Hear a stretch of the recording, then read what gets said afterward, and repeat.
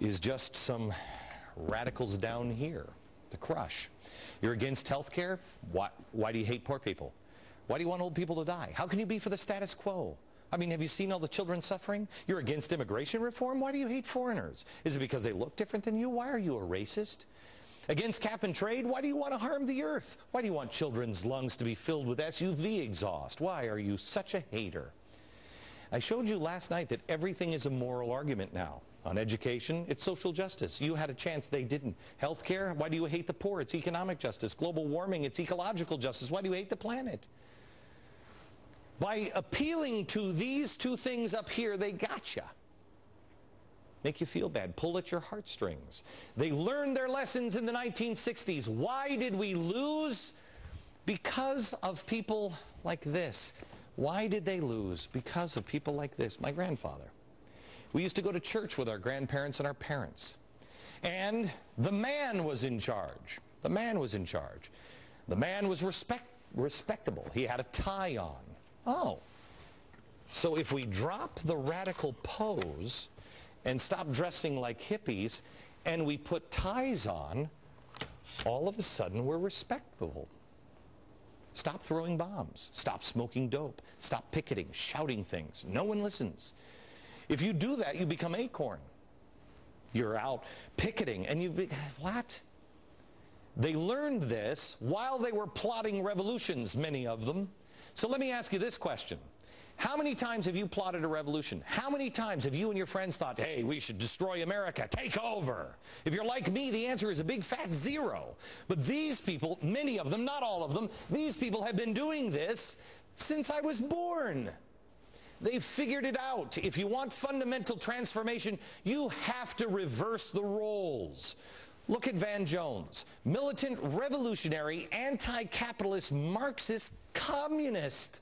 He helped cop killers. Kanye West, he helped him spread the word that Bush hates black people. And now all of a sudden, Mr. Suit and Tie is preaching love. Watch this. To my fellow countrymen, Mr. Glenn Beck, I see you and I love you, brother. I love you and you cannot do anything about it. I love you and you cannot do anything about it. The communist revolutionary is suddenly full of love.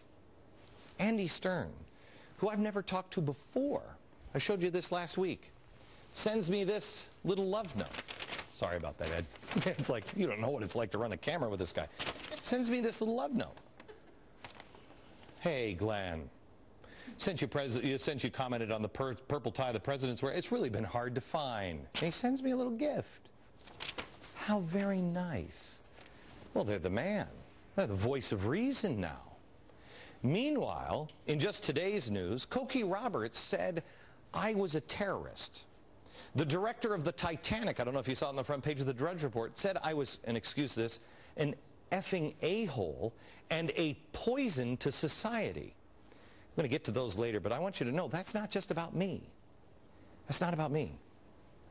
You see, what they've done is they've radicalized the man. These people are in the center, but who's down here? They know that these people always lose because they experienced it. The crazy teabaggers in the streets. Why would a government continue to poke you and poke you and poke you and poke you? Why would they say these things? Why have these people said these things about good Americans? Because they need to separate these people from these people. They know exactly how you feel when the President of the United States says that. Do you have the picture of, yeah, here. These guys, remember, these guys? When these guys said, these crazy, dope-smoking hippies, they knew how it felt. They knew, and it drove them nuts, and it drove some of them, it drove this guy and this guy to start throwing bombs. They're counting on it. The man made them do it. And they learned that once they threw a bomb, they were done. Martin Luther King changed the world without a single act of violence. Gandhi was right in many ways. This might be the most dangerous monologue I've ever done, because I am telling you now, they need you to be violent. They are begging for it. You're being set up. Do not give them what they want. I saw a report earlier today on Fox about some congressmen, how they're getting death threats because they voted for health care. I have to tell you, I don't even know what to believe anymore. I don't know if that's true or not, but let me tell you this. If it is, do not become them. Not only is it completely nuts and wrong, it's exactly what they want. That's what they did. They've dropped the radical pose for the radical ends. Don't play into their script. They need you to become them.